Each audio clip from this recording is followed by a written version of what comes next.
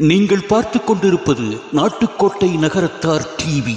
பிள்ளைங்கள்ட்ட போய் அரசியலுக்கு நமக்கும் சம்பந்தமே இல்லை, அரசியலுக்கே போகக்கூடாது அப்படின்னு சொல்லி சொல்லி சொல்லி நகரத்தார் சமூகத்தை சார்ந்தவர்கள் அரசியலுக்கு போக மிகவும் தயங்குகிறார்கள். அந்த தயக்கத்தை போக்கி politics is also a good profession அப்படிங்கிறத கொண்டு வந்து குவாலிட்டி ஆஃப் பாலிடிக்ஸை நம்ம இம்ப்ரூவ் பண்ணணும். ஆட்சி என்கிற $1 மில்லியன் சொல் பிறருக்கு பயன்பட்டு வருகிறது. சென்னையிலே ஆட்சி கால் டிரைவர்ஸ் என்று இருந்தார்கள். நான் கேட்டேன், நகரத்தாரா நீங்கள் என்று கேட்டேன். இல்லை என்று சொன்னார். ஆட்சி குளோபல் ஸ்கூல் என்று சென்னையில் இருக்கிறது, இது உரிமையாளர் நகரத்தாரா என்று கேட்டேன். இல்லை என்று சொன்னார்கள். ஆட்சி மசாலா உங்களுக்கு தெரியும், பத்மசிங் ஐசக் என்கிற நாடார் அதை எடுத்துக்கொண்டிருக்கிறார். இந்த $1 மில்லியன் சொல்லை இழந்து விட்டோமே என்பது எனக்கு அவ்வளவு ஏக்கமாக இருக்கிறது. மானி என்கிற சொல் இன்னமும் மிச்சம் இருக்கிறது. பயன்படுத்த விரும்புகிறவர்கள் பயன்படுத்திக் கொள்ளுங்கள். நீங்க எவ்வளவுக்கு எவ்வளவு சீக்கிரம் கல்யாணம் பண்றோமோ அவ்வளவுக்கு எவ்வளவு பெற்றோர் கைப்பிடியில் இருக்காங்க அவங்க. அதற்கு பிறகு அவர்கள் உலகத்தை பார்க்க அனுபவம் பெற பெற அவர்களுக்கு என்று தனியாக ஒரு விருப்பம் உறுதியாகி விடுகிறது. மாற்ற முடியாது. பச்சை பிள்ளையா இருக்கையில மாத்திரலாம். 50,000 சம்பளம் போதவில்லை என்பது நம்ம சமுதாயம் தவிர வேற எந்த பெண்களும் சொல்வதில்லை. வாழ்வதற்கு 50,000 தேவையே கிடையாது. நிறைய பேர் வாழ்க்கையை தொலைச்சிட்டு படிப்பு 40 வயசுன்னு தான் கல்யாணம் ஆகலை, ஆனால் ஐஏஎம்ல MBA பண்ணியிருக்காங்க பொண்ணு. ஐஏஎம் MBA வச்சுக்கின்னு என்ன பண்ணுறது? 50,000 ரூபாய் சம்பளம் வாங்கினா கூட, 1 லட்சம் ரூபாய் வாங்கினா கூட அது பெரிய சம்பளமாக தெரிவதில்லை என்று நம் தகுதிகளை உயர்த்தி கொள்ள வேண்டும். அதாவது கூடுதலாக சம்பளம் வாங்குவதற்கு எப்படி நம் தகுதிகளை உயர்த்தி கொள்ளுமோ அந்த அளவு உயர்த்தி கொள்ளலாம்.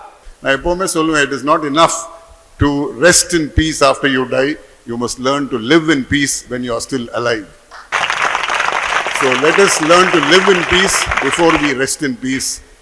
திருமண வயது அதாவது திருமண வயதை கடந்த இளைஞர்கள் நிறைய பேர் இருக்கிறார்கள் அப்படின்ட்டு. இதுல இதற்கெல்லாம் காரணம் நாம் தான், பெற்றோர்கள் தான். ஸோ படிப்பு வேலை எப்படி வேணாலும் சம்பாரிச்சுக்கலாம், பழச்சிக்கலாம். நம்மகிட்ட வேலை செய்யறவங்கலாம் நம்மளோட சந்தோஷமா இருந்தாங்கன்னா அப்ப நம்முடைய வாழ்க்கை முறையில் தான் ஏதோ குற்றம் இருக்கு. சென்னையில் வைர நகைகள் வாங்க R Arunachalam, A Ramnath, smart diamonds, traditionally modern jewellery, T Nagar, Chennai. ஆன்மீக ஆனந்தம் தரும் சிவம் திருநீர் அணிந்து சிந்தை குளிர்வீர். உங்கள் வாழ்வு சிறக்க சிவம் திருநீர். அடுத்ததாக கருத்துரைக்க முனைவர் லேனா தமிழ்வாணன். தேவகோட்டையில் பிறந்தவர். எழுத்தாளர், பத்திரிகையாளர், பதிப்பாளர். கருப்பு கண்ணாடிக்கு சொந்தக்காரர், கற்கண்டு எழுத்தாளர். 10 ரூபாய் பாக்கெட் நாவலில் கூட தன் படைப்பை அழகாக பதிய வைப்பவர். நேரம் தவறாதவர். கழுத்திலே கடிகாரத்தை கட்டி கொண்டிருக்கிறார். இவருக்கு நேரமே நாம் சொல்ல வேண்டியதில்லை. MA தமிழ் இலக்கியம் பட்டதாரியான இவர் வார இதழான கல்கண்டில் 32 ஆண்டுகள், குமுதம் வாரம் இதழில் 20 ஆண்டுகளும் துணை ஆசிரியராக பணிபுரிந்திருக்கிறார். மணிமேகலை பிரசுர ஆசிரியர் குழுவின் தலைவர். இதுவரையில் 9400 புத்தகங்களுக்கு மேல் பதிவளிக்கிறார். தமிழகத்தில் பிறந்த பத்திரிகையாளர் என்று தேர்ந்தெடுக்கப்பட்டு ராஜீவ்காந்தி விருதை பெற்றவர். செல்வி ஜெயலலிதா முதலமைச்சராக இருந்த பொழுது 2011 கலைமாமணி விருதிற்கான லேனா தமிழ்வாணன் தேர்ந்தெடுக்கப்பட்டார். சென்னை ஸ்டெல்லா மேரிஸ் பெண்கள் கல்லூரியில் இவருடைய படைப்பை நேரம் நல்ல நேரம் நூல் துணை பாட நூலாக வைக்கப்பட்டுள்ளது. இந்நூல் இதுவரை 3 லட்சம் பிரதிகள் விற்பனையாகியுள்ளது. தமிழ் பதிப்புலக சாதனைகளில் ஒன்று. நூற்பதிப்பகம் தொடர்பான இலக்கிய பேரவையில் பெரும் பங்கு எடுத்துக்கொள்பவர். லேனா தமிழ்வாணன் எழுத்துலக வாழ்விற்கு இது பொன் விழா ஆண்டு. இவரது கட்டுரை முதலில் கல்கண்டில் 1971 வெளியானது. எழுத்துலகில் பொன் விழா நாயகர் விழா விரல் விட்டு எண்ணத்தக்க அளவிலே உள்ளனர். பட்டியலில் இடம்பெற்று பெருமை பெறுகிற லேனா தமிழ்வாணன் அவர்களை வாழ்த்துக்களை கூறி நேரம் நல்ல நேரத்தில் அழைக்கிறோம். பெற்ற தாயையும் பிறந்த இந்திய திருநாட்டையும் என்னை வாழ வைத்துக் கொண்டிருக்கிற இளமை குன்றா தமிழையும் அவையத்து முந்தியிருக்க செய்த தந்தை தமிழ்வாணன் அவர்களையும் இந்த அவையையும் வணங்கி நான் மகிழ்கின்றேன். ஐக்கிய நகரத்தார் சங்கத்தினுடைய தலைவர் அன்பு சகோதரர் முனைவர் ஞானம் அவர்களே, மேடையிலே எனக்கு முன்னாலும் பின்னாலும் பேச இருக்கிற அன்பு நெஞ்சங்களே, நூற்றுக்கணக்கான ஆயிரக்கணக்கான நகரத்தாருடைய பிரதிநிதிகளாக வந்திருக்கிற அன்பு நகரத்தார்களே, ஏனைய நகரத்தார்களே, என் கண்ணியத்திற்குரிய ஆட்சிமார்களே, உங்கள் அனைவருக்கும் மீண்டும் என் வணக்கம். நம்முடைய இந்த அருமையான மாநாட்டிலே 3 கரவொலிகளை உங்களிடத்திலே நான் கேட்டு பெற இருக்கிறேன். நல்லா பேசுங்க, நாங்கள் கைதட்டுறோம், அது என்ன கேட்டு பெறுவது நாகரிகமாக இல்லையே என்று நீங்கள் சொல்லலாம். நான் கேட்டு பெற இருக்கிற கரவொலிகள் எனக்காக அல்ல. கோவிலூர் மடாலயத்துக்கு நம்முடைய முதலாவது கரவொலி இப்படிப்பட்ட ஒரு ஆதரவை தந்ததற்காக, ஐக்கிய நகரத்தார் சங்கத்திற்கு 2வது கரவொலி இப்படி ஒரு ஏற்பாட்டை செய்ததற்காக, இக்கருத்தரங்கில் முகமறியாமல் முகம் தெரியாமல் பாடுபட்டு உழைத்து பொருட்செலவு தந்த அனைத்து அன்புள்ளங்களுக்குமாக 3வது கரவொலி.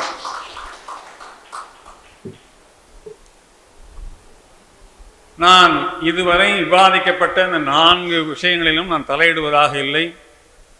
பேசி பேசி நிறைய சொல்லிவிட்டார்கள். நான் சொல்லப்போவையெல்லாம் அதைக்கு அப்பாற்பட்ட விஷயங்கள். ஒரு 9 பரிந்துரைகளை நம்முடைய சமூகத்திற்காக நான் உருவாக்கி இருக்கிறேன். அந்த பரிந்துரைகளை உங்கள் மத்தியிலே சொல்லிவிட்டு நான் அமர்ந்து விடுகிறேன். அந்த பரிந்துரைகள் வரவேற்கத்தக்கவனாக ஏற்கத்தக்கவனாக இருந்தால் உங்கள் கரவொலிகள் மூலம் அதை தெரியப்படுத்துமாறு என்னுடைய அன்போடு நான் கேட்டுக்கொள்கிறேன். கொண்டு வித்த சமூகம் விற்று கொண்டு வருகிற சமூகமாக மாறி வருவது பற்றி எனக்கு மிகுந்த ஏமாற்றமாக இருக்கிறது. அதற்கு முக்கியமான காரணம், முதலாளி சமூகமாக இருந்த நாம் ஊதிய சமூகமாக ஊழிய சமூகமாக மாறி வருகிறோமே, அதுதான். நாம் முதலாளி சமூகமாக மாற வேண்டும் என்கிற பரிந்துரையை முதலாவது பரிந்துரையாக நான் உங்களுக்கு முன் வைக்க விரும்புகிறேன். ஆட்சி என்கிற $1 மில்லியன் சொல் பிறருக்கு பயன்பட்டு வருகிறது. சென்னையிலே ஆட்சி கால் டிரைவர்ஸ் என்று இருந்தார்கள். நான் கேட்டேன், நகரத்தாரா நீங்கள் என்று கேட்டேன். இல்லை என்று சொன்னார். ஆட்சி குளோபல் ஸ்கூல் என்று சென்னையில் இருக்கிறது, இது உரிமையாளர் நகரத்தாரா என்று கேட்டேன். இல்லை என்று சொன்னார்கள். ஆட்சி மசாலா உங்களுக்கு தெரியும், பத்மசிங் ஐசக் என்கிற நாடார் அதை எடுத்துக்கொண்டிருக்கிறார். இந்த $1 மில்லியன் சொல்லை இழந்து விட்டோமே என்பது எனக்கு அவ்வளவு ஏக்கமாக இருக்கிறது. மானி என்கிற சொல் இன்னமும் மிச்சம் இருக்கிறது. பயன்படுத்த விரும்புகிறவர்கள் பயன்படுத்திக் கொள்ளுங்கள். 2வது பரிந்துரை, சம்பிரதாயங்களை சரிவர பின்பற்றவில்லை என்பதற்காக அதை சண்டையாக கொண்டு வருகிற சமூகமாக நம்முடைய சமூகம் மாறி வருகிறது. சம்பிரதாயங்களை சொல்லிக் கொடுங்கள். சொல்லிக் கொடுக்காமல் அதை சண்டையாக கொண்டு வருவது நியாயமில்லை. எங்கள் தாயாருடைய கிளாஸ்மேட்டு ஒரு 4ஆம் கட்டு 5ஆம் கட்டில் இருந்தாங்க. அவங்கள பார்க்க போயிருந்தேன்.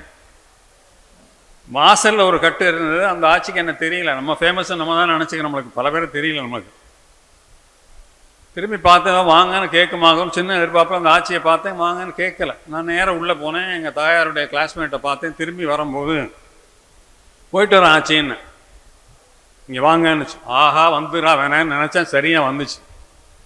நான் உங்களை வாங்கன்னு கேட்டேன். எதுக்கா என்கிட்ட போயிட்டு வரேன்னு சொல்லிக்கிறீங்கன்னு சண்டையை கொண்டு வர பார்த்து. நீளமான உரையாடல் அதை சொல்ல விரும்பலை. என் மாமியார் பாணியில் சொன்னால் ரொம்ப பெல்லாத ஆட்சி அந்த ஆட்சி. ஏன்டா வாயை கொடுத்தோன்னு ஆகிப்போச்சு. பல விஷயங்களிலே சம்பிரதாயங்களை சண்டையாக கொண்டு வர வேண்டாம் என்கிற பரிந்துரையை 2வதாக கொண்டு வர விரும்புகிறேன். அது என்னுடைய செய்தி. 3வதாக, பேச்சாற்றல் எழுத்தாற்றல் உள்ள இளைய தலைமுறை பேக்கப் ஜெனரேஷன் அதிகமாக பார்க்க முடியல. சிறந்த எழுத்தாளராகவோ சிறந்த பேச்சாளராகவோ இவர் வருவார் என்று சொல்லக்கூடிய நம்பிக்கை நட்சத்திரங்களை நம்முடைய சமூகத்தில் நான் அதிகமாக காணவில்லை. பெட்டகம் போன்ற ஒரு சில அமைப்புகள் உருவாக்கி வருகிறார்கள், நான் பாராட்டுகிறேன். ஆனால் நிறைய பேச்சாளர்களை நிறைய எழுத்தாளர்களை உருவாக்க வேண்டிய அவசியம். அதற்கான முன்னெடுப்புகளை இந்த சமுதாயம் செய்ய வேண்டும் என்பதை 3வது பரிந்துரையாக சொல்ல விரும்புகிறேன். வியட்நாம் சென்றேன், பர்மா சென்றேன். அங்கே நம்முடைய சொத்துக்கள் எல்லாம் பறிமுதல் செய்யப்பட்டு விட்டன, கபலீகரம் செய்யப்பட்டு விட்டன.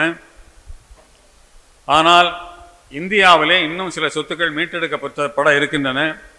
அந்த சொத்துக்களை மீட்டெடுப்பதற்கு ஐக்கிய நகரத்தார் சங்கம் தலைமையிலோ நாட்டுக்கோட்டை நகரத்தார் சங்க காசி நாட்டுக்கோட்டை முயற்சியிலோ அந்த சொத்துக்கள் மீட்டெடுக்கப்பட வேண்டும் என்பதை 4வது பரிந்துரையாக நான் சொல்லிக்கொள்ள விரும்புகிறேன். பல சமூகத்தவர்கள்ட்ட வழிகாட்டுகிற குழுக்கள் இருக்கின்றன. IBCN இதை மிகச்சிறப்பாக செய்து வருகிறது. நகரத்தார் சமூகத்தில் இளைஞர்களுக்கு என்ன படிப்பது, என்ன வேலை தேர்ந்தெடுப்பது, வெளிநாடு செல்வதா அல்லது கல்லூரியிலே படிப்பதா என்கிற குழப்பமான மனநிலை இருக்கிறார்கள். அவர்களுக்கெல்லாம் வழிகாட்டக்கூடிய ஒரு நல்ல அமைப்பை நாம் உருவாக்க வேண்டும். ஒவ்வொரு துறையிலேயும் வழிகாட்டுதல் குழுக்கள் உருவாக்கப்பட வேண்டும் என்பதை என்னுடைய அடுத்த பரிந்துரையாக நான் செய்து கொள்ள விரும்புகிறேன். சமூக இதழ்கள் 6ஓ 7ஓ வருகின்றன. அவற்றையெல்லாம் நாம் வாங்கி படிப்பதே இல்லை. பல இதழ்கள் திணறி கொண்டிருக்கின்றன, சில நின்றே விட்டன. நம்முடைய சமூக இதழ்களை வாங்கி படிப்பதன் மூலமாக நம்மளை சுற்றி என்ன நடக்கிறது, நம்ம சமுதாயத்தில் என்ன நடக்கிறது, கருத்து வளர்ச்சிகள் என்ன நடக்கின்றன, யார் இன்றைக்கு வளர்ந்திருக்கிறார்கள், யார் இன்றைக்கு இன்னும் நல்ல அறிகுறிகள் காட்டுகிறார்கள் என்பதெல்லாம் தெரிந்து கொள்வதற்கு நல்ல வாய்ப்பு இருக்கிறது. எனவே சமுதாய இதழ்களை வாங்கி ஆதரிக்க வேண்டும் என்பதை நான் அடுத்த பரிந்துரையாக செய்து கொள்ள விரும்புகிறேன். நம்முடைய அனைத்து நடவடிக்கைகளையும் ஆட்சிமார்களை உளப்படுத்தாமல் நாம் வெற்றி பெற முடியாது. இன்னைக்கு மேடையில் ஒரு ஆட்சி உடல அறிவிப்பு ஒருங்கிணைப்பு செய்கிற ஆட்சி மட்டும்தான் இருக்காங்க. ஆட்சிமார்களை உள்ள கொண்டு வரலன்னா நீங்கள் என்னதான் தீர்மானம் போடுங்க, எல்லாவற்றிலையும் என்ன சொல்லுது, நான் வீட்டில் கேட்டு சொல்கிறேன், ஆட்சியை கேட்டு சொல்கிறேன் தான் சொல்கிறாங்களே தவிர எந்த செட்டியாராவது முடிவெடுக்க முடியுதா? நம்ம என்ன தீர்மானம் பண்ணி என்ன முடிவெடுத்து என்ன பண்ணுறது? ஆட்சிமார்களை இயக்கங்களிலே, அமைப்புகளிலே எல்லாவற்றிலும் அவர்களை உள்ளே கொண்டு வந்தால்தான் நாம் முழுமையான வெற்றியை பெற முடியும். எனவே ஆட்சிமார்களை உள்ளே கொண்டு வாருங்கள், அவங்களை ஒருங்கிணையுங்கள், அவர்களுக்கு முக்கியத்துவம் கொடுங்கள் என்பதை அடுத்த பரிந்துரையாக நான் செய்து கொள்ள விரும்புகிறேன். ஒற்றுமை குறைவான இந்த சமூகத்தை ஒருமைப்படுத்த வேண்டும் என்று சொன்னால் நான் ஒரு யோசனை சொல்லுகிறேன். இங்கே நிறைய நகரத்தார் சங்கங்களுடைய தலைவர்கள் வந்திருக்கிறீர்கள், செயலாளர் வந்திருக்கிறீர்கள். இந்த அமைப்புகள் எல்லோரும் ஐக்கிய நகரத்தார் சங்கத்தை தலைமையாக ஏற்று ஒன்றிணைப்பாக ஒரு குழுவாக அமைப்பாக ஒரு குழுமமாக செயல்பட்டால்தான் நகரத்தார் சமூகத்துக்கு என்று ஒரு வாய்ஸ்ன்னு வரும். அப்போதான் ஒன்று எடுபடும். தலைமையை நம்ம ஏற்கிறதே இல்லையே. எல்லா சமூகத்திலையும் சமூக தலைவர்கள் எவ்வளோ பேர் இருக்கிறார்கள்? நம்ம சமூகத்திற்கு என்று எத்தனை தலைவர்கள் இருக்கிறார்கள்? விரல் விட்டு எண்ணுங்கள். எனவே நாம் ஐக்கிய நகரத்தார் சங்கத்தின் கீழாக ஒன்றிணைந்து ஒரு அமைப்பாக ஒரு குழுமமாக செயல்படும் பொழுதுதான் இது ஒரு மாபெரும் சமூகமாக நன்கு வளர்வதற்கான வாய்ப்பு இருக்கிறது. எனவே அதை செய்து இங்கே வந்திருக்கிற நகரத்தார் சங்க தலைவர்கள், செயலாளர்கள், உறுப்பினர்கள் அதை தயவுசெய்து பரிசீலிக்க வேண்டும் என்பதை என்னுடைய அடுத்த பரிந்துரையாக நான் செய்து கொள்ள விரும்புகிறேன். அடுத்ததாக நம்முடைய இளைஞர்கள் அரசியலுக்கு வர வேண்டும். எல்லோரும் அல்ல, ஒரு சாரார் அதற்கென்றே நேர்ந்து விடப்பட வேண்டும். இன்றைக்கி அண்ணன் இப்போ அமைச்சர் ரகுபதியை தாண்டி இனிமேல் நகரத்தாரிலே ஒருவர் அமைச்சராக வர முடியுமா என்கிற கேள்வியை உங்கள் முன்னே நான் வைக்கிறேன். ஒரு காலம் சாத்தியமில்லை, அதற்கான அறிகுறியே தெரியல. அரசியலில் வந்தால் தான் நம்ம பிரதிநிதியாக மேலிடத்தில் பேசி முதல்வரிடத்திலோ அல்லது சமுதாயத்திலோ பேசி நாம் வேண்டுகிற காரியங்களை செய்து கொள்ள முடியும். 9 நிமிடம் 54 வினாடிகள் பேசியிருக்கிறேன். என்னுடைய நிறைவு கருத்தை சொல்லி நான் மிகச்சரியாக என்னுடைய உரையை நான் நிறைவு செய்வேன். வாய் திறக்கிற சிப்பிகளுக்குத்தான் முத்துக்கள் கிடைக்கும். வாய் திறந்திருக்கிறோம், முத்துக்களுக்காக காத்திருக்கிறோம். உங்கள் அனைவருடைய ஒத்துழைப்போடு மிகச்சிறப்பாக நடைபெறும் வாய்ப்புக்கு நன்றி, வணக்கம். அடுத்ததாக பிளாசம் அழகு அழகப்பன் அவர்கள் காரைக்குடியைச் சேர்ந்தவர். இவர் 1976ஆம் ஆண்டு மதுரை பல்கலைக்கழகத்தில் வணிக மேலாண்மை துறையில் படித்து பட்டம் பெற்றவர். பின்பு இவரது குடும்ப தொழிலான காஃபி சாகுபடி மற்றும் விற்பனை தொழிலில் ஈடுபட்டவர். மேலும் இவர் விஸ்டம் ஃபவுண்டேஷன் மற்றும் வள்ளி ஃபவுண்டேஷன் நிர்வாக பொறுப்பு ஏற்றுள்ளார். மேலும் இவர் தஞ்சையில் உள்ள Blossom Public School, Blossom Blue Bells Academy இந்நிறுவனம் மற்றும் தலைவராக பொறுப்பேற்றுள்ளார். நாச்சம்மை காட்டன் மில்ஸில் இயக்குனராகவும் தஞ்சாவூரில் ஞானம் ஸ்கூல் ஆஃப் பிசினஸ் குழுவில் அங்கம் பெற்றுள்ளார். ஹோம் கார்ட்ஸின் தளபதியாக உள்ளார். ரோட்டரி இன்டர்நேஷனல் டிஸ்ட்ரிக்ட் கவர்னராகவும் இருந்திருக்கிறார். தமிழ் கிரிக்கெட் அசோசியேஷன் ஆதரவாகவும் உள்ள இவரை கருத்தரங்கத்திற்கு அன்புடன் அழைக்கிறோம். நகரத்தார் ஐக்கிய சங்கத்தின் தலைவராக பொறுப்பேற்றிருக்கும் திரு ஞானம் அண்ணன் அவர்களுக்கு நன்றி கூறி, ஏன்னா அவங்க இன்னைக்கு பேச அழைத்ததற்கு அவர்களுக்கு நன்றி கூறி என்னுடைய சில கருத்துக்களை தெரிவித்துக் கொள்கிறேன். அவங்க சொன்ன மாதிரி ஏற்கனவே பேசின சப்ஜெக்ட் திருப்பி திருப்பி பேசாமல் டிஃப்ரெண்ட்டாக தான் பேசலான்ட்டு. பட் இருந்தாலும் ஒரே ஒரு விஷயம், அந்த ரிசர்வேஷன் கோட்டாவை பற்றி ரொம்ப பேர் பேசிகிட்டே இருக்கோம். பிற்படுற ஒரு சமூகத்தில் நம்ம சேர்க்கணும் நகரத்தார் கம்யூனிட்டி அப்படின்னு. எனக்கெல்லாம் ஞாபகம் இருக்குது, 1982, 40 years பிஃபோர் நான் வந்து நகரத்தார் சங்கம், தஞ்சாவூர் நகரத்தார் சங்கம் தலைவராக இருந்தப்போ அம்பா சங்கர் கமிஷன் அப்படின்னு ஒன்று வந்தது. அந்த கமிஷன் வந்து ஒரு ஊராக வந்து யாரெல்லாம் பிற்படுத்தப்பட்டோர் வந்து சொல்லுங்கள், ரெப்ரசன்டேஷன் கொடுங்கன்னு சொன்னாங்க. அப்போ எங்கிட்ட சொன்னாங்க, நீங்கள் போய் நகரத்தார் சங்கம் சார்பாக நகரத்தாரெலாம் பிற்படுத்தப்பட்டோர்னு கேளுங்க அப்படின்னாங்க. எனக்கு கொஞ்சம் வெக்கமாக இருந்துச்சு கேட்குறதுக்கு. ஏன்னா நம்ம வந்து யாரும் சொன்ன மாதிரி பேக்வேர்டாக இருந்து ஃபார்வர்ட் ஆகணும்னு நினைக்கிறோம் இல்லையா, ஃபார்வர்ட்லேருந்து பேக்வேர்டுக்கு போகிறது it's retrospective step, it's not very very advisable.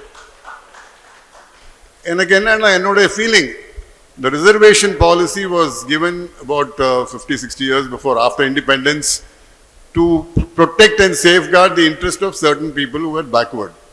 இப்போ எனக்கு என்ன ஃபீலிங் வருதுன்னா, இவ்வளோ நாளைக்கு அப்புறம் நகரத்தார் சமூகத்திலேருந்து என்ன நம்ம பண்ணோம்னா, ரிசர்வேஷன் பாலிசியை ஸ்கிராப் பண்ணுங்க அப்படின்னு வேணால் நம்ம ரெப்ரசன்டேஷன் கொடுக்கலாம். To scrap the reservation policy and have open quota for everything, that is one thing we can do. Uniform civil கோடுன்னு ஒன்று இருக்குது. மதங்களுக்கெல்லாம் ஒவ்வொரு மதத்துக்கும் ஒவ்வொரு கோடு இருக்கக்கூடாது, யூனிஃபார்ம் சிவில் கோட் கொண்டு வாங்க. இந்த மாதிரி விஷயங்களுக்கு நம்ம வந்து நகரத்தார் சமூகத்திலேருந்து ரெப்ரசன்டேஷன் கொடுக்கலாம். அப்புறம் இந்த ஒற்றுமை இல்லைங்கிறது ரொம்ப ரொம்ப ஒரு முக்கியமான ஒரு விஷயம். பிகாஸ் நகரத்தாரில் நான் பார்த்த வரைக்கும் the biggest problem is lack of unity. இதுக்கு மெயின் ரீசன் என்னன்னா, ஈகோ தான். நான் பெரிய ஆளு, என்னை விட இவர் யார், இவருக்கு என்ன தெரியும் அப்படிங்கிற ஒரு ஈகோ ஜாஸ்தி இருக்கு. நான் அடிக்கடி சொல்லுவேன், life is like a game of chess. Once the game is over, the king and the pawn go back into the same box. So there is nothing. Life நீங்க நல்லா நினைச்சு பாருங்க. நான் படிச்சவன், பணக்காரன், பெரிய ஆளு, பதவியில் இருக்கேன், எல்லாம் இருக்கும். On the day you die, everything is gone. எல்லாம் போயிடும். ஸோ அப்படி இருக்கிறதுக்கு ஏன் இவ்வளோ சண்டை போடுறாங்கன்னு எனக்கு இன்னும் புரியல. எல்லாரும் ஈக்குவல், எல்லாரும் நல்லவங்க, எல்லாரும் நல்லா இருக்கணும் அப்படின்னு நினைக்கணும். அந்த ஒரு சமூகமாக நம்ம மாற்றணும். ஆக்சுவலி பார்த்தீங்கன்னா நம்ம மற்றதெல்லாம் பேச வேண்டியதில்லை. Let's try to impart this kind of education amongst the youth, the Nagarattar youth. Attitude change, அதான் ரொம்ப ரொம்ப முக்கியம். ஈக்குவாலிட்டி, எல்லாரும் சமம் அப்படிங்கிற எண்ணம். ஈகோ இருக்கக்கூடாது. Because you know there is nothing, after all ego is killing mankind. நீங்க வந்து கேன்சர்லாம் ஒரு பெரிய டிசீஸ் இல்லை. Ego is the biggest disease that is killing mankind, and that ego is also killing the Nagarattar community. So we must eradicate that disease. Then ஒரு முக்கியமான ஒரு விஷயம் நான் சொல்ல நினைக்கிறேன். It's a sensitive issue, but don't differ with me. You can differ with me on my opinion. நகரத்தார் சமூகத்தில் கணவனை இழந்த பெண்கள், the widowed women are being treated very badly, which is not correct. நீங்க வந்து ஒரு பெண் கணவனை இழந்துட்டாருங்கிறதுக்காக நீங்க அவங்கள வந்து ஒதுக்கி வச்சுட்டு நல்ல விஷயத்துக்குலாம் நீங்க வரக்கூடாதுன்னு சொல்றதெல்லாம் தப்பு. எனக்கு அதுல ஈடுபாடு இல்லை. எனக்கு இதே நீங்க என்ன பண்றீங்க, மனைவி இருந்த கணவனை வந்து பரவாயில்லைன்னு ஏத்துக்கிறீங்க, ஆனா கணவனை இருந்த மனைவியை மட்டும் ஒதுக்கி வைக்கிறீங்க. That is not fair at all. So widows should not be considered as untouchables or somebody, you cannot discriminate them. They are also good-hearted people. They are human beings. There's no fault. Somebody loses her husband doesn't mean that she's out of the game of life. No, it's not at all that way. So அதையும் நம்ம வந்து ரொம்ப முக்கியமான ஒரு விஷயமா நம்ம பார்க்கணும். இதெல்லாம் இதில் வரலைன்னாலும் இதெல்லாம் we have to think differently, forward திங்கிங்காக இருக்கணும். அதே மாதிரி இந்த லேக் ஆஃப் யூனிட்டியில் பேசுகிறப்ப இந்த இன்டர் காஸ்ட் வெட்டிங்ஸை பற்றி பேசிகிட்டே இருப்பாங்க. என்கிட்ட அடிக்கடி கேட்பாங்க. துபாயில் IBCNல கூட ஒரு மீட்டிங்கில், ஒரு நகரத்தார் யூத் மீட்டிங்கில் நான் பேச சொன்னாங்க. கேட்டேன், how many of you are for inter caste marriages? பாதி பேர் கை தூக்குனாங்க. ஏன்னா அவங்க என்ன சொன்னாங்கன்னா, I must be allowed to choose my life partner அப்படிங்கிறாங்க. இது வந்து எனக்கு என்னன்னு புரியல. பட் நான் உங்ககிட்ட ஒரே ஒரு விஷயம் மட்டும் சொல்றேன். Education, employment, empowerment of women will lead to such situations. You can't prevent it from happening. You cannot prevent it, but we can minimize it. இது நடக்கவே நடக்காதுன்னு சொல்லாதீங்க. முடிஞ்ச வரைக்கும் தவிர்க்கிறதுக்கு முயற்சி பண்ணலாம். எத்தனை ஜெனரேஷனுக்கு இது இருக்க போகுதுன்னு எனக்கு தெரியல. At least now I can see 1 out of 4 invitations intercaste வெட்டிங்காக இருக்குது நம்ம கம்யூனிட்டியில். So it's slowly increasing, but that is matter. But it's a very sensitive issue. Let us leave it to the children. But யாரோ சொன்னாங்க, நம்ம சுவாமிகள் கூட பேசுகிறப்ப சொன்னாங்க, நம்ம அதை வந்து ஏற்றுக்கக்கூடாது அப்படின்னு சொன்னாங்க. அப்படி ஏற்றுக்கக்கூடாது. But your children are your children. See, just because you married somebody from outside, you can't discard your child. You can't disown your child. No, don't do that. Please don't do that. Doesn't matter. Once in a way it happens. எல்லாம் இருக்குது லைஃப்பில் வந்து எல்லாமே நம்ம நினச்சபடி நடக்கும்னு சொல்லவே முடியாது. So please understand that. Last but not the least, Tamilvanan சொன்ன மாதிரி யூனிட்டி நம்ம கம்யூனிட்டியில் ப்ரமோட் பண்ணோன்னா there must be a cooperative collective effort. 1982 again 40 years back நான் சொல்கிறேன், தலைவராக இருக்கிறப்ப நகரத்தார் மலர் அப்படிங்கிற ஒரு மேகசினில் என்னை இன்டர்வியூ பண்ணுறதுக்கு வந்தார். அவர்கிட்ட சொன்னேன், சார் நகரத்தார் சங்கத்தில் தலைவராக இருக்கேன், பட் எனக்கு ஒரே ஒரு விஷயம், இதுக்கு ஒரு ஹெட் குவார்ட்டர்ஸ் வைங்க, ஒரு ஹெட் குவார்ட்டர்ஸ் வச்சு எல்லா நகரத்தார் சங்கத்தையும் அஃபிலியேஷன் கொடுங்க, அஃபிலியேட்டட் டு திஸ் பாடி அப்படின்னு. ஒரு யூனிட்டி இருக்கணும் ஃபர்ஸ்ட்டு. யாரோ சொன்னாங்க குடும்பத்திலே முடிவெடுக்க முடியல, நம்ம என்ன இதை பற்றி பேசணும். ஏன்னா எனக்கு இது சொல்லுவாங்க, உலக சமாதானத்தை பற்றி பேசுவாங்க, வீட்டிலே சமாதானம் இல்லை. அதனால we must try to be more practical. So அந்த மாதிரி ஒரு ஒன்ஸ் அசோசியேஷன் அஃபிலியேட்டட் பாடிஸ் எல்லா நகரத்தார் சங்கமும் அதில் சேர்ந்து ஒரு கலெக்டிவ் கோஆபரேட்டிவ் எஃபர்ட் இருந்ததுன்னா we can become a powerful force. That's one thing. Last thing நான் சொல்லணும்னு நினச்சது தமிழ்வாணன் அவர் சொன்னாங்க, அரசியலுக்கு போகாதீங்க அரசியலுக்கு போகாதீங்கன்னு நம்ம சமூகத்தில் ரொம்ப பேர் சொல்லி பழக்கிட்டோம். பிள்ளைங்கள்ட்ட போய் அரசியலுக்கும் நமக்கும் சம்பந்தமே இல்லை, அரசியலுக்கே போகக்கூடாது அப்படின்னு சொல்லி சொல்லி சொல்லி நகரத்தார் சமூகத்தை சார்ந்தவர்கள் அரசியலுக்கு போக மிகவும் தயங்குகிறார்கள். அந்த தயக்கத்தை போக்கி politics is also a good profession அப்படிங்கிறத கொண்டு வந்து குவாலிட்டி ஆஃப் பாலிட்டிக்ஸை நம்ம இம்ப்ரூவ் பண்ணணும். See, politics is not good, okay, I agree. But how to improve the quality of politics? Only by good people going into politics. See, Zakir Hussain, president andappa sonnaru, there is too much of politics in our education and too little education in our politics அப்படினாரு. So let's put education into politics. நல்ல படிச்சவங்க, நல்லவங்க, நேர்மையானவங்க, they must go into politics and improve the quality of political administration, because as was mentioned, நல்ல ஒரு அரசியல் இருந்தால் தான் எந்த நாடும் முன்னுக்கு வர முடியும். நகரத்தார் சமூகத்தை சார்ந்தவர்கள் நல்ல பேரோடு வாழ்ந்துட்டு இருக்கோம், நம்பிக்கையானவர்கள் அப்படின்னு எல்லாரும் சொல்றாங்க. அதை நம்ம கடைசி வரைக்கும் காப்பாற்றி நல்ல ஒரு சமூகமாக நம்மை மாற்றிக்கொண்டு ரொம்ப நல்ல வழியில் ஒற்றுமையாக நிம்மதியாக வாழ வேண்டும். நான் எப்போவுமே சொல்லுவேன், it is not enough to rest in peace after you die. You must learn to live in peace when you are still alive. So let us learn to live in peace before we rest in peace. நல்ல ஒற்றுமையாக நல்லவர்களாக நாம் அனைவரும். ஏன்னா the only thing, நான் தான் எல்லாத்தையும் சொல்வேன், நீங்கள் என்ன மாநாடு வேணால் நடத்துங்க, இந்த மாநாட்டிலே சொல்கிறேன், எதையும் சொல்கிறேன், the only thing, there's only one point agenda in anything that you do in life: become a better human being. Thank you very much. அடுத்ததாக கருத்துரைக்க சோமவள்ளியப்பன் அவர்கள், தேவகோட்டையை சேர்ந்தவர், எழுத்தாளர், மனிதவள மேம்பாட்டாளர், சிறந்த நிர்வாக ஆலோசகர்.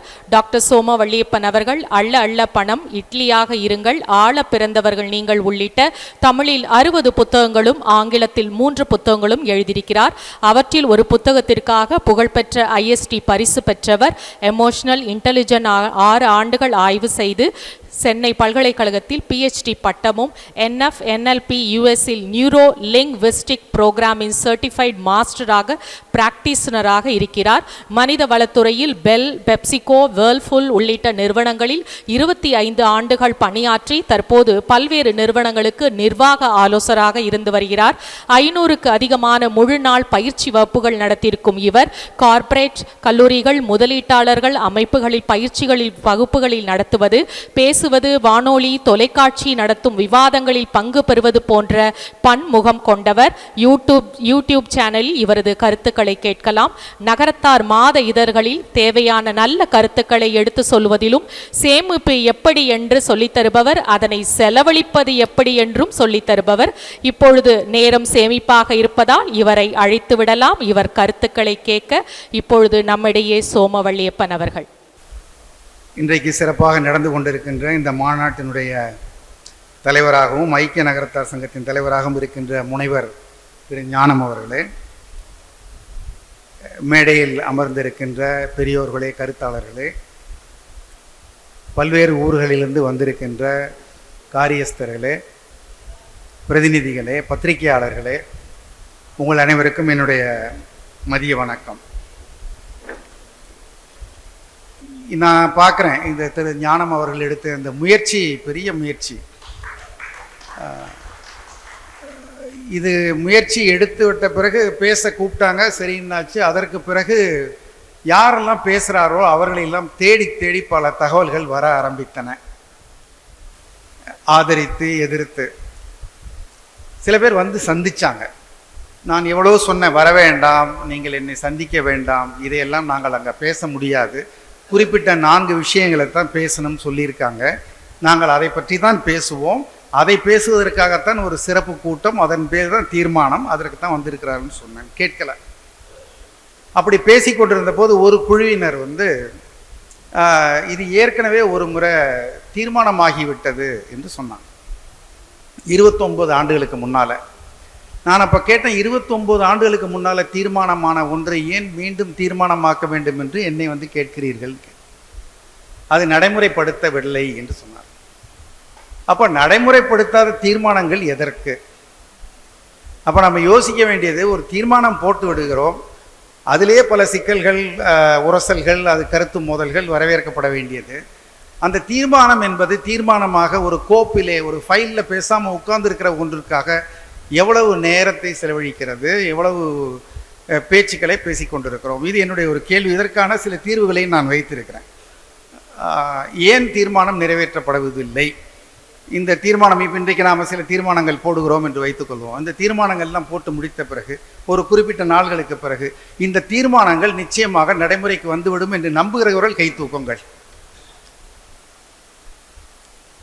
நன்றி. இப்போ இங்கே என்ன தீர்மானம் போட்டாலும் நடைமுறை கொண்டு வந்துடுவீங்களா? உங்களுக்கு என்று கருத்து இருக்கா? ஒரு கால் தீர்மானம் உங்களுடைய கருத்துக்கு மாற்றாக வந்தால் நீங்கள் எப்படி நடைமுறைப்படுத்துவீங்க? அப்போ இங்கே இருக்கிற பல பேரில் சிலர் மட்டும் கை தூக்குகிற பொழுது, அப்போ யோசனையாக இருக்கிற மற்ற நகரத்தார் சமூகங்கள் அதை நடைமுறைப்படுத்தவில்லை என்றால், as a group, as a community நாம் ஒரு முடிவு எடுத்து அதை நடைமுறைப்படுத்துவதாகுமா? ஒரு கேள்வி. நாம் வந்தோம், பேசினோம், சந்தோஷப்பட்டோம், போனோம் என்பது தவிர ஒரு பர்பஸ், இதை அச்சீவ் பண்ண முடியாததல்ல. அதற்கான வழிகளை நம்ம கொஞ்சம் ஓப்பன் மைண்டடாக யோசிக்க வேண்டும். இப்போது பல்வேறு நிறுவனங்களில் நான் பணியாற்றினதில் நான் பார்த்தேன், உங்களுக்கு தெரிஞ்சிருக்கும், பவர் அப்படின்னு ஒரு சப்ஜெக்டு, சக்தி. இப்போ பாரத பிரதமர் ஒரு பவர் சென்டர், அமெரிக்கன் பிரசிடெண்ட் ஒரு பவர் சென்டர். இப்போது இந்தியாவில் வந்து டிமானிட்டைசேஷன் அவர் ஒரு முடிவு எடுத்தார்னா அது இம்ப்ளிமெண்டட், முடிஞ்சு போச்சு. அது நல்லதா கெட்டதா, அதனால் நன்மையா பிரச்சனைகளா, இம்ப்ளிமெண்டட். அப்போ அவர் வச்சிருக்கிறது வந்து ஒரு ஃபார்மல் பவர், ஒரு அதிகாரத்தை கையில் வச்சிருக்கிறாரு. அவர் சொன்னால் அது சட்டம். எல்லாத்துக்கும் அப்படி சொல்ல முடியாது. சொன்னால் இந்திரா காந்தி எமர்ஜென்சினா எமர்ஜென்சி. அப்போ ஒரு முடிவு எடுத்தால் அதை முடிவெடுக்கிற அதிகாரம், அதை வந்து நீக்கமற நிறைவேற்றுகிற ஒரு அதிகாரம் இருக்கிறதா? ஃபார்மல் பவர் இருக்கா? அப்போ ஃபார்மல் பவர் இல்லாமல் நாம் போடுகிற அதிகாரங்கள் தான் நடைமுறைப்படுத்தப்படாமல் போகின்றன. ஒன்று. ஃபார்மல் பவருக்கு வேற மாற்றே கிடையாதா? Informal power, expert power. இப்போ நீங்கள் இலங்கை நாட்டை எடுத்துக்கொண்டீங்கன்னா அரசு அதிகாரிகளோட புத்த மடத்துக்கு அதிகமான வலுவை இருக்கு. இப்போ அது மாதிரி கிறிஸ்துவ மதத்தில் கேத்தலிக் அந்த சர்ச்சுக்கு, போப்புக்கு ஒரு பெரிய அதிகாரம் இருக்கு. அவங்க எந்த அதிகாரத்திலையும் உட்கார்ந்துருக்கவில்லை. அப்போது வேறு விதமான ஒரு இன்ஃபார்மல் பவர், ஒரு எம்ஜிஆருக்கு ஒரு அதிகாரம் இருந்தது, ஆட்சியில் இருந்தாலும் இல்லை என்றாலும் யார் வேணாலும் சொல்லலாம். அவர் சொன்னால் இவ்வளோ பேர் கேட்பாங்க, இப்படி கேட்பாங்க. அப்போ நாம் கொண்டு வர வேண்டியது வந்து ஒரு பவரை நம்ம முதல்ல கிரியேட் பண்ணி யூஸ் பண்ண ஆரம்பிக்கணும். அந்த பவர் இஸ் இட் லேக்கிங் என்பது என்னுடைய ஒரு கேள்வி, என் மனசில் வந்து தோணுது. நாம் வந்து அந்த பவரை உண்டாக்க வேண்டுமா? இப்போ நம்ம சொல்கிறோம், ஒரு தீர்மானம் போடுறோம், அந்த தீர்மானத்தை நிறைவேற்றுறோம், அதை பின்பற்றாத ஊர்க்காரர்களை தள்ளி வைக்க முடியுமா? அவர்களுக்கு தண்டனை வழங்க முடியுமா? பின்பற்றுகிறவர்களுக்கு நாம் வந்து விருது கொடுக்க முடியுமா? விருது என்றால் in some kind reward, recognition கொடுக்க முடியுமா? இது போன்ற கேள்விகள் இருக்குது. அப்போ நம்ம ஒரு பேசுகிறோம், ஒரு முடிவு எடுக்கிறோம், ஒரு முடிவை போய் சொல்கிறோம், அது அப்படியே இருக்குது என்றால் மீண்டும் மீண்டும் கூடுகிறோம், மீண்டும் மீண்டும் நம்ம இதையே செய்கிறோம் அப்படின்னா அப்போ நம்ம செய்யும் முறையில் எதையாவது மாற்றம் கொண்டு வர வேண்டுமா என்பதை நாம் சொல்ல வேண்டும். சொல்லுவாங்க, உங்களுக்கு அப்சல்யூட் பவர் இருந்தால் you can tell, if you don't have absolute power you have to sell. நீங்கள் சொல்ல முடியாது, உங்கள் கருத்துக்களை ஏற்றுக்கொள்ள வைக்க வேண்டும். அப்போ என்னன்னா, இப்போ இதை பற்றி ஒரு பப்ளிக் டிபேட் உண்டாக்கணுங்கிறாங்க. எந்த விஷயத்தை ஒரு நாட்டில் நடைமுறைப்படுத்த வேண்டும் என்றாலும் முன்னாடி ஊடகங்கள் வழியாக கசிய விட்டு பல இடங்கள் அதை பற்றி பேசி பேசி ஒரு ஒப்பீனியன் திரண்ட பிறகு ஒரு முடிவு எடுத்து விடுவார்கள். இப்போ பரந்துபட்ட நம்முடைய சமுதாயத்தில் இதை பற்றிய கருத்துக்கள் எல்லோரிடமும் இருக்கின்றனவா, என்ன கருத்துக்கள் இருக்கிறது, அந்த கருத்துக்கள் நமக்கு வந்து சேர்ந்து இருக்கிறதா, அவற்றை வைத்துத்தான் நாம் இப்போ முடிவெடுக்கிறோமா? அப்போ நாம் இந்த விஷயங்களை வந்து பரந்துபட எப்படி எடுத்துக்கொண்டு போவது? பத்திரிகைகள் மூலமாக எடுத்துக்கொண்டு போகலாம், நகரத்தார் சங்கங்கள் மூலமாக எடுத்துக்கொண்டு போகலாம், அல்லது குழுக்கள் அமைத்து இதுக்கென்றே தனித்தனி குழுக்கள் அமைத்து இந்த குழுக்கள் போய் பேசட்டும், எப்படி ஐபிசி என்ன பேசினாங்களோ. அப்போ இதை பற்றி ஒரு கருத்து உருவாக்கின பிறகு ஃபார்மல் பவர் இல்லாமலே நம்மளால ஒரு விஷயத்தை நடைமுறைக்கு கொண்டு வந்து விட முடியும் அப்படின்னு சொல்லலாம். ஸோ டெல்லை விட செல் பெட்டர் என்று நான் நினைக்கிறேன். ஒரு வைடர் பார்ட்டிசிபேஷன் இருக்கணும் டிசிஷன் மேக்கிங்கில். நிறைய பேர் கலந்து கொள்ளாத ஒரு விஷயங்களை முடிவெடுத்தால் அந்த முடிவு என்பது பேப்பர்லேயே இருக்குது என்பது பல இடங்களில் அனுபவங்கள். நீங்கள் வந்து அதை முடிவுன்னா பல பேர் யாரெல்லாம் அதை நடைமுறைப்படுத்த வேண்டுமோ அவர்கள் அதில் ஓரளவுக்காவது இன்வால்வ் ஆகிருக்கணும், அவர்களுக்கு தெரிஞ்சிருக்கணும் அந்த சப்ஜெக்டை, அது புதுசாக இருக்கக்கூடாது. நீங்கள் இந்த முடிவில் எடுப்பதற்கு ஐக்கிய சங்கத்தை இன்னும் நீங்கள் வலிமைப்படுத்த வேண்டும். இப்போ நான் பல பேர் சொன்ன கருத்துக்களோடு ஒப்புத்துக்கிறேன். ஒரு ஏபெக்ஸ் பாடி இருக்க வேண்டும். இப்போ பிரான்ஸ் தேசத்தில் ஒரு புதிய சொல்லை அவர்கள் பயன்படுத்த தொடங்க வேண்டும் என்றால் அதுக்கு ஒரு அகாடமி இருக்குது. அந்த அகாடமி அப்ரூவ் பண்ண சொல்லு தான் ஃப்ரெஞ்சு சொல்லாக மாறும். இப்போ நம்ம தமிழில் கூட அந்த மாதிரி சில இப்போ புதிய வார்த்தைகள் கொண்டு வரோம், ஆனால் ஒரு அகாடமி கிடையாது, அவங்கவுங்க தெரிஞ்ச மாதிரி பண்ணிக்கிறோம். இப்போ நம்ம மொத்த நகரத்தாருக்கும் என்று சேர்ந்து ஒரு அமைப்பு, நம்ம ஒரு அமைப்பு வேண்டும், கண்டிப்பாக ஒன்று வேண்டும். இப்போ தனித்தனி நகரத்தார் சங்கங்கள் இருக்குது, நிறைய சில்லறையாக இருக்குது, எல்லாருக்கும் ஒரு கருத்துக்கள் இருக்குது. அங்கே ஊரில் போய் சொன்னாலும் எப்படி இருக்கும் என்பதும் நமக்கு சில அனுபவங்கள் இருக்கிறது. ஊர் கூட்டங்கள் எப்படி நடக்கும், அங்கேயும் கருத்து மோதல்கள் வரும், மாற்று கருத்துக்கள் வரும் என்று. அப்போ ஒரு ஏபெக்ஸ் பாடி ரொம்ப அவசியமாக வேணும். அதில் ஒரு வைடர் பார்ட்டிசிபேஷன் இருக்கணும். இப்போ நீங்கள் இங்கே இருக்க ஊர் காரியக்காரர்கள் போல் இப்போ சிங்கப்பூரில் ஒரு பெரிய கூட்டம் இருக்குது, நார்த் அமெரிக்காவில் ஒரு பெரிய கூட்டம் இருக்குது, ஆஸ்திரேலியாவில் இருக்குது, நியூசிலாண்டில் இருக்குது. வெளிநாட்டு வாழ் நகரத்தார்கள் ரொம்ப அதிகமாயிட்டாங்க. அவங்களாம் இம்ப்ளிமெண்ட் பண்ணணும் என்றால் அவர்கள் எப்படி இன்வால்வ் பண்ணுறது இன் டிசிஷன் மேக்கிங்? எங்கே எல்லாம் we make people party to the decision, the implementation is easier. யாரையும் கேட்காம ஒரு முடிவு எடுக்கிற போது அந்த டிசிஷன் இம்ப்ளிமெண்ட் பண்ணுறதுங்கிறது நமக்கு ஒரு திருப்தி இருக்கும், முடிவு எடுத்தோம் என்று நடைமுறைப்படுத்த வேண்டும் என்றால். ஸோ அதோடு அதை நிறுத்திக்கிறேன். இப்போ நீ இந்த 4 பாயிண்ட்ஸ் எடுத்தால் என்னுடைய அப்ரோச் ஒரு விஷயத்தை நான் 2 காலம் போட்டுக்கிறேன், 4 பாயிண்ட் இந்த சைட் போட்டுக்கிறேன். அடுத்து சரியாக தவறா, முடியுமா முடியாதா? இப்போ நம்மளை பிற்படுத்தோர் இதில் சேர்க்கணுமான்னா சரியா என்றால் நான் முதல்ல நினச்சேன் இது வந்து தேவையில்லை என்று தான் நினச்சேன். என்னுடைய யோசனைகளாக இந்த கூட்டத்துக்கு வருவதுக்கு முன்னாடி இருந்தது வந்து ஒரு சோஷியல் பர்செப்ஷன் நம்மளை பற்றி எப்படி இருக்குது. ஒரு தமிழண்ணல் வாசு மாணிக்கனார், உலகம் சுற்றிய தமிழன், சானா கணேசன், கண்ணதாசன், எப்படி ஒரு பெரிய சோஷியல் பர்செப்ஷன் நம்மளை பற்றி ரொம்ப உயர்வாக. காசியில் சத்திரம், எங்கே பார்த்தாலும் சத்திரம், தர்மம், கோயில், பிரமாதம், மதுரை தக்கார், அப்படி இருக்கிற ஒரு சமூகம் வந்து சமுதாயத்தில் பிற்படுத்தப்பட்ட படிப்புலையும் பொருளாதாரத்திலையும் நசிந்து போனவர்களுக்காக கொடுக்கப்படுகிற ஒரு இடஒதுக்கீடை கேட்கிற முகாந்திரம், வலியுறுத்துகிற ஒரு தைரியம், போராடுகிறது ஒன்று இருக்குமா? அது தவிர நம்ம மற்றபடி அவ்வளவு மற்றவர்களோட குறைவாக இருக்கிறோமா என்று எனக்கு ஒரு சந்தேகம் இருந்தது. இங்கே ஒரு திட்ட பேசின போது சொன்னாங்க, எனக்கு ஐஐடியில் என் பையனுக்கு நான் வந்து நகரத்தார் என்று போட்டதுனால, அந்த நகரம் என்று போட்டதுனால எனக்கு கிடைச்சிதுன்னா. ஸோ நல்ல மார்க் தான் வாங்கியிருந்தார், அவருக்கு கிடைச்சிருக்காது ஃபார்வர்டாக இருந்தால். ஆனால் அவருக்கு வந்து அந்த ஓபிசி கோட்டாங்கிற போது அவருக்கு அது கிடைக்குதுன்னு சொல்கிறார். அப்போ அந்த சின்ன டிஃப்ரென்சஸ் இருக்குது. அந்த வயசில் பிள்ளைகள் வச்சுருக்கவங்களுக்கு அந்த ஃபீலிங் இருக்கும், அதை நான் ஒப்புக்கொள்கிறேன். ஆனால் என்னுடைய பர்சனல் ஒப்பீனியன் வந்து மற்ற ரொம்ப சாதாரண மக்களுக்கு கொடுக்கப்பட்டுக்கிற ஒரு விஷயத்தில் நாமும் போய் கை நீட்ட வேண்டிய அளவிற்கு நாம் வலிமை குறைந்தவர்களாக இல்லை. நம்ம சமுதாயத்திற்குள்ளே இதை சரி செய்ய முடியும், உதவி செய்ய முடியும் தேவைப்படுகிறவர்களுக்கு என்று நான் நினைக்கிறேன். 2வது தீர்மானம் ட்ரெயின் பற்றி எனக்கு அவ்வளோ அதை பற்றி ரொம்ப தெரியலை, தெரிந்தவர்களோட கேட்டுக்கொள்ளலாம். சாத்தியம் என்றால் செய்யலாம் என்று தான் சொல்லலாம். எல்லாரும் அவங்கவுங்களுக்கு வேணுங்கிறத கேட்குறாங்க. 2 கோயில்களுக்குள்ளார சேர்ந்து கொள்வதை பற்றி அந்த ஸ்பெஷலிஸ்ட் அவங்க சொன்னதில் வந்து டைவர்ஜென்ஸ் ஆகிருக்கும் இனஃப். ஆனால் கரெக்டாக கேட்டாங்க முத்தையா அவங்க, இதை முடிவு செய்ய வேண்டியவங்க அவங்க உட்காந்து பேசின பிறகு இதை செய்ய வேண்டும் என்று. என்ன தீர்மானம் போட்டாலும் அவங்க 2 பேரும் வேண்டாம்னாங்கன்னா இந்த தீர்மானம் வந்து ஃபியூட்டைல், அது தேவையில்லை. அதற்கு பிறகு இன்னும் ஒரு தீர்மானம், அது திருமணம் வந்து இப்போ நான் சில இப்போ கவுன்சிலிங் மற்றவங்களுக்கும் பண்ணுறேன், நம்ம நகரத்தார்லேயும் ஒருத்தர் 2 பேருக்கு பண்ணியிருக்கேன். நான் கண்டது என்னென்னா, நேற்று ஒரு திருமணத்துக்கு போயிருந்தேன். ஒரு மாற்று மதம் மத்தியானம், அந்த பையனுக்கு 24 வயசு தான். நான் கல்யாணம் பரவாயில்ல 24 பண்ணிட்டீங்களே என்ன, நாங்கள் எல்லாருக்குமே 23 24 பண்ணிடுவோம். நீங்கள் எவ்வளோக்கு எவ்வளோ சீக்கிரம் கல்யாணம் பண்ணுறோமோ அவ்வளோக்கு எவ்வளோ பெற்றோர் கைப்பிடியில் இருக்காங்க அவங்க. அதற்கு பிறகு அவர்கள் உலகத்தை பார்க்க, அனுபவம் பெற பெற அவர்களுக்கென்று தனியாக ஒரு விருப்பம் உறுதியாகி விடுகிறது. மாற்ற முடியாது. பச்சை பிள்ளையா இருக்கையில் மாற்றிடலாம்.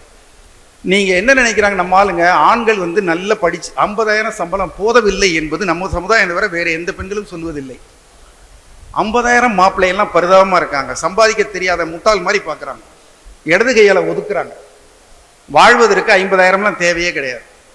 வாழ வேண்டும் அண்ணன் பிளாசம் அவங்க சொன்னது நல்லா சொன்னாங்க. செஸ் முடிஞ்ச பிறகு எல்லாரும் ஒரே பொட்டிக்கு போகிறோம்.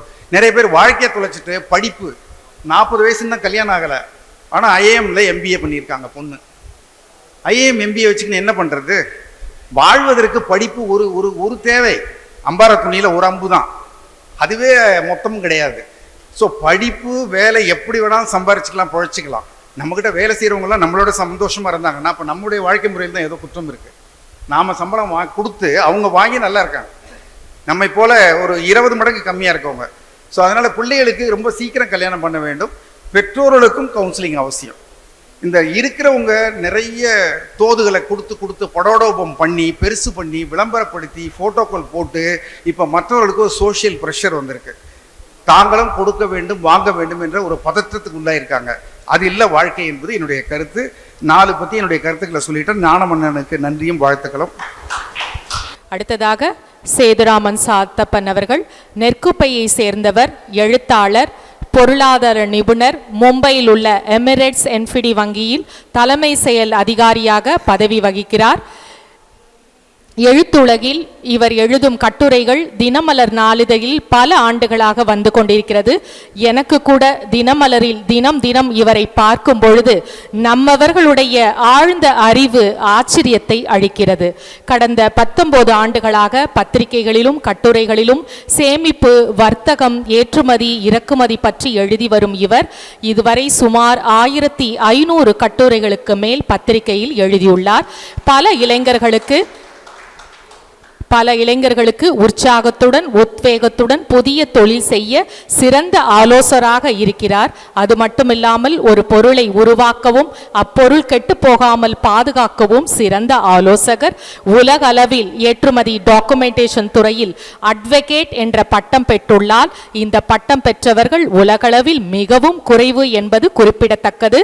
தமிழில் இவர் எழுதும் ஸ்டார்ட் அப் கட்டுரைகள் வாசகர்களுக்கிடையே மிகவும் பிரபலம்.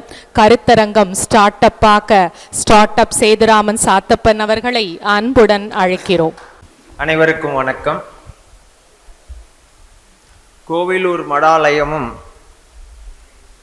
நகரத்தார் ஐக்கிய சங்கமும் சேர்ந்து செய்திருக்கிற இந்த கூட்டம், ஏற்பாடு செய்திருக்கிற இந்த கூட்டம் நல்ல ஒரு தொடக்கம். எல்லா நல்ல செயல்களுக்கும் ஒரு தொடக்கம் தேவை, ஒரு புள்ளி தேவை. அந்த புள்ளி இங்கே ஆரம்பிக்கப்பட்டிருக்கிறது. இது நல்ல பயன்களை தரும் என்ற நம்பிக்கை எனக்கு இருக்கிறது. இந்த 4 தீர்மானங்களை பற்றியும் பேசிவிட்டு என்னுடைய சில கருத்துக்களையும் கூற விரும்புகின்றேன். ஆனால் 10 நிமிடத்திற்கு மேலாக எடுத்துக்கொள்ள மாட்டேன். ஓபிசி, அதாவது நம்மை பிற்படுத்தப்பட்ட பட்டியலில் சேர்க்க வேண்டும் என்ற தீர்மானம் சம்பந்தமாக இத்தனை வருடமாக ஃபார்வர்ட் கம்யூனிட்டியிலே இருந்து விட்டோம். சிறப்பாக பல சாதனைகளையும் புரிந்து விட்டோம். இது போன்ற சமயத்தில் நம்மை ஓபிசி என்ற அடுத்த லெவலுக்கு எடுத்து செல்ல வேண்டுமா என்று பார்க்கும்போது சோமவல்லியப்பன் அவர்கள் கூறிய ஒரு கருத்து தான் என்னையும் சிறிது பாதித்தது. காலையில் நாங்கள் இருவரும் பேசிக்கொண்டிருக்கும் போது, ஒரு நூலிழையில் நமது பிள்ளைகள் நல்ல படிப்புகளை தவற விட்டு விடுகிறார்கள். என்ற எண்ணம் எங்களுக்கு எடுத்துரைக்கப்பட்டது. அதுபோன்ற அந்த நூலில் நானும் பார்த்திருக்கிறேன். அதாவது வந்து சின்ன சின்ன அதாவது பர்சன்டைல் அப்படிங்கிறதுல வந்து நம்ம வந்து அந்த படிப்புகளை இழந்து விடுகிறோம். அப்படிங்கும்போது அந்த மாணவனோ மாணவியோ மிகவும் பாதிக்கப்படக்கூடிய வாய்ப்புகள் உண்டு. அதாவது அடுத்த ரேங்க் காலேஜில் தான் சேர முடியும் அப்படிங்கிற ஒரு சூழ்நிலை வரும்போது. அப்புறம் ரெண்டாவது வந்து மண்டல் கமிஷன் அறிக்கை. மண்டல் கமிஷன் அறிக்கையில் வந்து இன்னைக்கு காலையில் அந்த பேப்பர் கொடுத்தாங்க. அதில் வந்து நகரத்தார் அப்படின்னு ரொம்ப கிளீனாக போட்டிருக்கு. பட் அதை ஏன் வந்து அது செயல்படுத்தப்படவில்லை அப்படின்னு கேட்கும்போது, நம்மவர்கள் வந்து குழந்தை பிறந்த உடனே நாட்டுக்கோட்டை செட்டியார் அப்படின்னு போய் பதிஞ்சிடுறோம். நம்ம நகரத்தாருன்னு நம்ம பதிகிறது இல்லை. அந்த நகரத்தாருன்னு பதிஞ்சா நம்மளுக்கு வந்து இந்த பெனிஃபிட்ஸ் கிடைக்கிறதுக்கான வாய்ப்புகள் இருக்கு அப்படிங்கிறாங்க. நம்மில் எத்தனை பேர் அந்த மண்டல் கமிஷன் அறிக்கை வந்து ஆராய்ந்து படித்திருப்போம் என்று எனக்கு தெரியவில்லை. அந்த மண்டல் கமிஷன் அறிக்கையை நாம் ஆராய்ந்து படித்து, நம்மளுடைய மிகச்சிறந்த வக்கீல்கள் இருக்கா, லாயர்ஸ் இருக்காங்க, அவங்க ஆராய்ந்து படித்து அதை என்ன அதில் கரெக்ஷன்ஸ் நம்ம பண்ண முடியும். அதாவது ஒரு குழந்தை பிறக்கும் போது எப்படி அந்த பர்த் சர்டிஃபிகேட்ல பதிவு பண்ணணும் அப்படிங்கிறது வந்து சரியான முறைப்படி தெரிவித்தால் வருங்கால சந்ததியினருக்கு இது ஒரு உதவியாக இருக்கலாம். அதனால ஐக்கிய சங்கம் இந்த முயற்சியை எடுத்துக்கொள்ள வேண்டும் என்பது என்னுடைய கருத்து. அதாவது வந்து ஒரு லீகல் டீம் போட்டு அந்த லீகல் டீம் வந்து இதை வந்து அந்த மண்டல் கமிஷன் அறிக்கையை ஆராய்ஞ்சு அதுக்கு அடுத்த ஸ்டெப்ஸ் எப்படி பண்ணலாம் அப்படிங்கிறத வச்சு இந்த முடிவை வந்து ஐக்கிய சங்கம் எடுக்கலாம். ரெண்டாவது வந்து புதிய ரயில் வழித்தடம். இதுல வந்து எனக்கு உடன்பாடு இல்லை. ஏன்னா வந்து முன்னாடியே வந்து புதுக்கோட்டையிலிருந்து தேவகோட்டைக்கு ஒரு வழித்தடம் இருக்கிறது. இந்த புதிய வழித்தடம் வந்து என்னன்னா பொன்னமராவதி, நெற்குப்பை, தெக்கலூர் அண்ட் திருப்பத்தூர் வரைக்கும் வந்துட்டு மறுபடியும் தேவகோட்டையில வந்து சேருது. இதனால வந்து என்னை பொறுத்தவரை, நான் நெற்குப்பை, என்னை பொறுத்தவரை வந்து இந்த ஏரியாக்களுக்கு வந்து ஒரு பெரிய வாய்ப்புகள் கிடைப்பது இல்லை, சான்சஸ் இல்லை.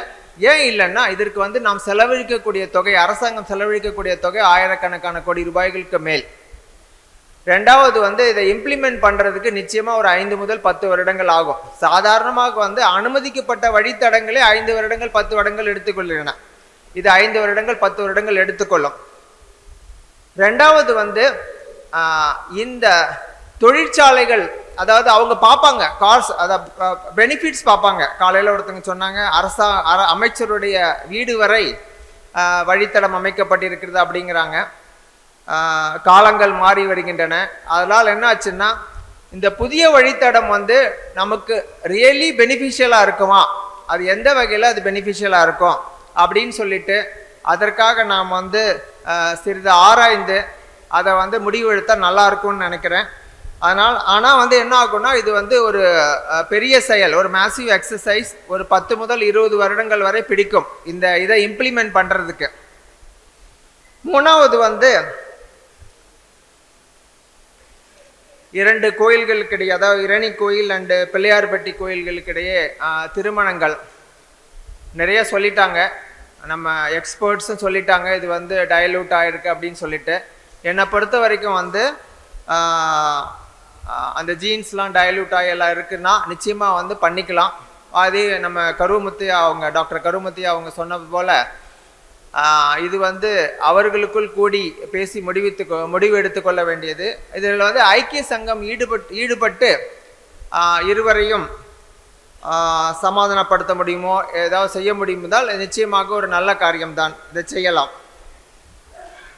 நான்காவதாக திருமண வயது அதாவது திருமண வயதை கடந்த இளைஞர்கள் நிறைய பேர் இருக்கிறார்கள் அப்படின்ட்டு. இதுல வந்து இதற்கெல்லாம் காரணம் நாம் தான், பெற்றோர்கள் தான். ஏன்னா வந்து ரொம்ப செல்லமா வளர்க்குறோம். இது வந்து ஃபர்ஸ்ட் தப்பு. கண்டிக்காம வளர்த்துறோம். அதாவது வந்து அந்த இது வந்து மிகப்பெரிய தப்பு நம்ம பண்ணிட்டு இருக்கோம் லைஃப்ல. அதை வந்து மாற்றணும். ரெண்டாவது வந்து என்னுடைய லைஃப்லேருந்து ஒரு எக்ஸாம்பிள் சொல்கிறேன். எனக்கு 2 பெண் குழந்தைகள். நான் மும்பையில் 30 ஆண்டுகளாக வசித்து வருகிறேன். கிட்டத்தட்ட ஒரு 16-17 வயசுலேருந்து அவங்களுக்கு வந்து அடிக்கடி சொல்ல ஆரம்பிச்சிட்டேன். என்னன்னா 23-24 உங்களுக்கு கல்யாணம் நடந்துடும். இது வந்து பாயிண்ட் நம்பர் 1. பாயிண்ட் நம்பர் 2 வந்து நகரத்தார் கம்யூனிட்டியில் தான் கல்யாணம் பண்ணிக்கணும். ஏன்னா நான் மும்பையில் இருக்கிறதால அதை வந்து இன்சிஸ்ட் பண்ணிட்டு சொல்லிக்கிட்டே வந்ததால் என்ன ஆச்சுன்னா, இது வந்து அவங்க மனசுல வந்து ஒரு நல்லா பதிஞ்சிடுச்சு.